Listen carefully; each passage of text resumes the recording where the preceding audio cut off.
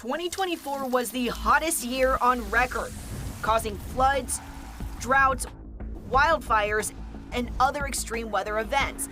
Experts say lowering carbon emissions can slow the warming trend. So how do we do that? All of our waste actually generates greenhouse gas emissions. Don't buy a new iPhone each year. Don't buy a gazillion pieces of plastic toys that you throw away after 3 months. Just sort of manage your waste. Tansy Whelan is the director of the NYU Stern Center for Sustainable Business and has been working on climate change issues her whole career. She says the most effective ways to combat climate change are by reducing consumption and rethinking how we approach spending. We need to shift away from thinking of ourselves solely as consumers and instead think about ourselves as citizens. And as we think about ourselves as citizens, sometimes we make sacrifices for the greater good. While reducing consumption may feel difficult, it's one of the most inexpensive ways to reduce your carbon footprint. When purchasing materials, look for certifications like an Energy Star label, which identifies energy-efficient products. Mini splits and heat pumps in your home, which will reduce your energy costs. You can use cold water in your laundry, which saves you money, and there's plenty of detergent that will work with that.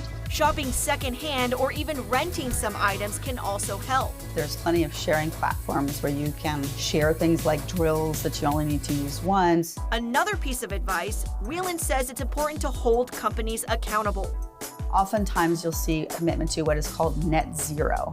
Net zero is when you are saying, I'm going to reduce my emissions in a way that I will not contribute to the earth warming. And so they should have very specific commitments and they should be reporting on them annually. If they're not, then you might want to try to find an alternative company. With so many changes in the environment, it's possible to start feeling overwhelmed. I think it's very easy to feel sad thinking about all the negative impacts of climate change. But the fact of the matter is that we can't afford to feel that way. By not taking action, we make our future far more dreadful than it would be if we actually do take action.